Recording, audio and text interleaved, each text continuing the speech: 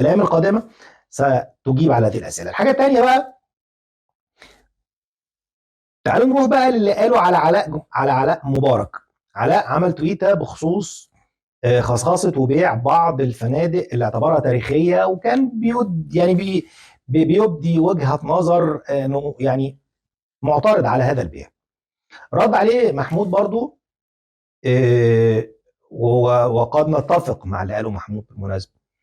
انت ازاي تتكلم كده؟ ما انت الخصخصه دي في عهد والدك وجاب له بعض. طب تعال نشوف محمود. كانت فضيحه بكل ما تحمله الكلمه من معنى. فكره الخصخصه اللي تحولت الى مصمصه للشعب المصري وقت السيد جمال مبارك ووقت السيد علاء مبارك ووالدهم السيد الرئيس محمد حسني مبارك. العمليات الفساد والنهب يا سيد علاء في عصر بابا في ملف الخصخصه في عهد السيد الرئيس محمد حسني مبارك وولديه علاء وجمال. ومن هنا طلع المثل الشهير اللي اختشوا ماتوا.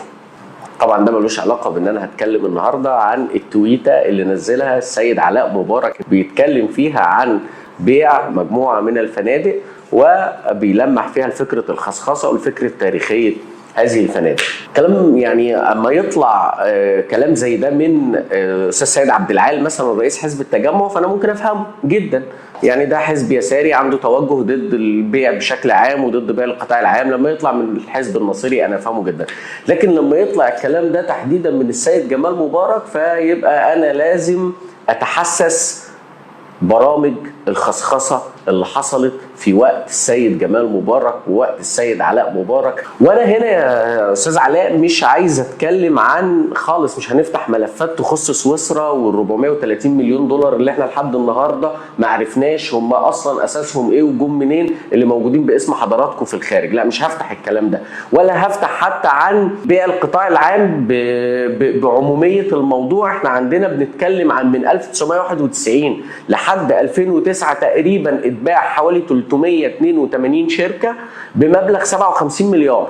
فمش هتكلم عن كل العمليات اللي تمت في الموضوع ده، لكن انا عايز ادي حضرتك مجموعه نماذج امثله وتقول لي كده سيادتك كنت فين وما قلتش لبابا ليه انه ما ينفعش الكلام ده كان يتعمل. كان المفروض بدل ما تيجي تقوله لنا دلوقتي كنت تقول لبابا يا بابا دي حاجات تاريخيه ما ينفعش تتباع، يا بابا احنا ما ينفعش العمليات الفساد والنهب اللي حصلت في بيع القطاع العام وفي الخصخصه اللي تحولت الى مصمصه للشعب المصري ولثرواته خلال فتره 30 سنه تقريبا. انا هبدا معاك بامثله كده يا ريت تراجعها، ويا ريت المصريين كلهم يراجعوا الامثله دي ويقولوا لنا ايه رايهم فيها.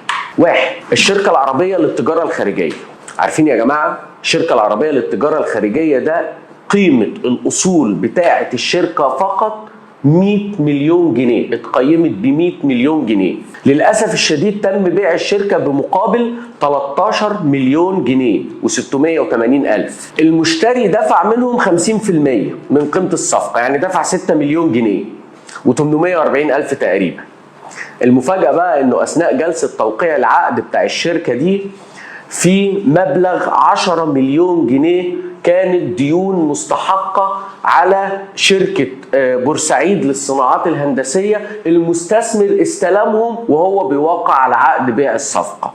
يعني هو خد ديون ب 10 مليون جنيه وهو اشترى الشركة من أولها لآخرها ب 13 مليون. قيمة الشركة الحقيقية 100 مليون جنيه تقريبا. ده بالنسبة للشركة العربية للتجارة الخارجية دي بس. طب ما تيجي ناخد مثال شركة النيل لحليج الأقطان. شركة النيل لحليج الأقطان المساحة بتاعتها تقريبا 11 مليون و52 ألف متر مربع. 11 مليون و52 ألف متر مربع. قيمة الأرض بس في التوقيت دي حوالي 17 مليار جنيه. يعني لو جينا نبيعها كأراضي بس هنبيعها بحوالي 17 مليار جنيه. طبعا غير المعدات ومعدات المحالج واسطول النقل اللي كان موجود في الشركه. يؤسفني ان انا اقول لك يا سيد علاء انه تم بيع الشركه في عصر بابا ب 299 مليون جنيه. وممكن حضرتك تبقى تسال بقى وكنت تقول لهم ساعتها ليه يا جماعه بتعملوا ده وليه بتبيعوا بالسعر ده. طب ناخد كمان شركه، ناخد شركه طنطا للكتان. مساحه الارض بس 310 الف متر مربع. 7 مصانع مختلفة بتنتج الكتان والزيوت. وكانت الشركة دي بالمناسبة بتسد حاجة السوق المحلي وبنصدر منها لبره. الحمد لله على ايد بابا والمجموعة اللي كانت موجودة في هذا التوقيت الشركة تم تقييمها بمليار جنيه، اتباعت فعليا ب 83 مليون جنيه. المستثمر دفع 40% بس والباقي على 3 دفعات.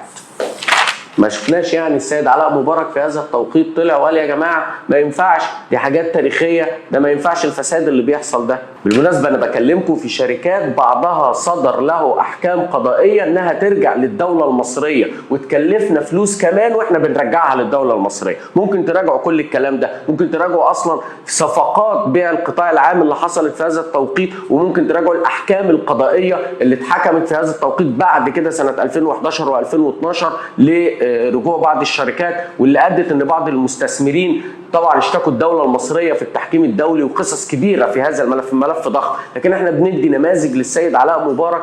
طب بمناسبه الفنادق اللي مش عاجباك يا سيد علاء، ما سمعناكش يعني اعترضت لما صفقه بيع فندق الميريديان. فندق الميريديان يا جماعه كانت مساحه الارض بس 20,000 متر مربع. سعر المتر في التوقيت ده لما اتباع الفندق كان بيعدي حوالي 30,000 جنيه في نفس المكان. يعني قيمة الأرض بس حوالي 630 مليون جنيه. 630 مليون كانوا حوالي 185 مليون دولار في هذا التوقيت. عارفين يا جماعة الفندق اتباع بكام؟ اتباع ب 70 مليون دولار. عارفين ال 70 مليون دولار دول كانوا قيمة ايه؟ كانوا صافي أرباح الفندق في 4 سنين. بعناها بالسعر ده. ممكن السيد علاء مبارك يراجع الصفقات دي، وممكن الناس كلها تدخل وتراجع كل الكلام اللي احنا بنقوله ده. طبعا بقى لو اتكلمت عن المراجل البخاريه فحدث ولا حرج. يعني شركه المراجل البخاريه دي شركه النصر كانت فضيحه بكل ما تحمله الكلمه من معنى زي ما بيقولوا.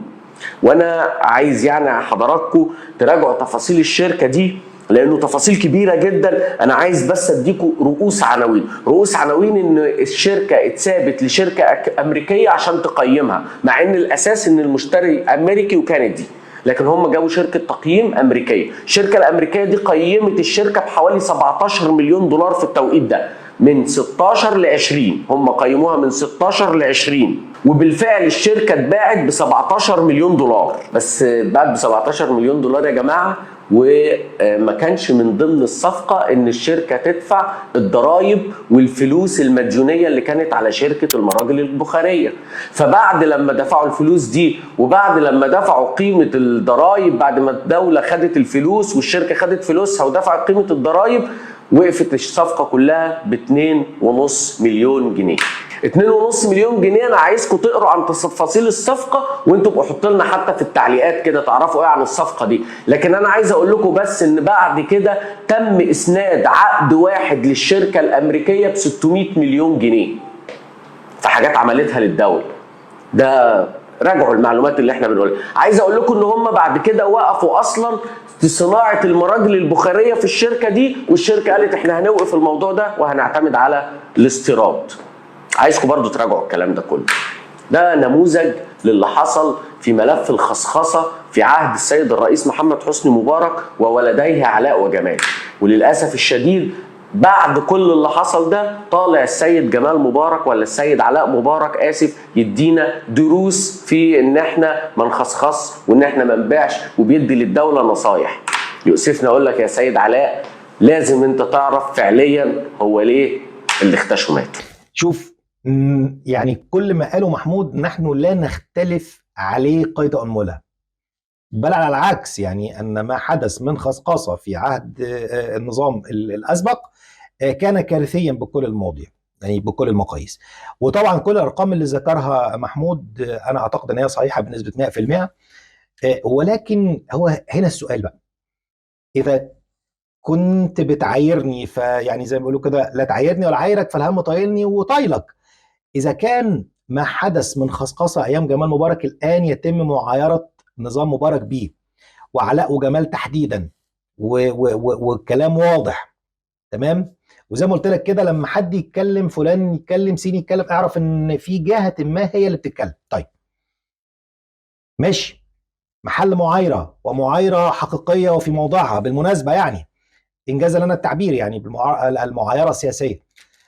طب إزاي عايره بالخصخصة وأنا آتي ما أتاه؟ يعني هي دي الفكرة. يعني إذا كنا نتحدث ونقوم بجلد علاء ونظام والده، إذا اعتبرنا علاء جزء من هذا النظام يعني، وأنا أستبعد ذلك يعني بالمناسبة، ولي اسبابي بالمناسبه، ولست من انصار مبارك ولا نظام مبارك ولا جمال مبارك اطلاقا، على العكس يعني. ولكن يعني اريد ان اضع الامور في نصابها فقط يعني.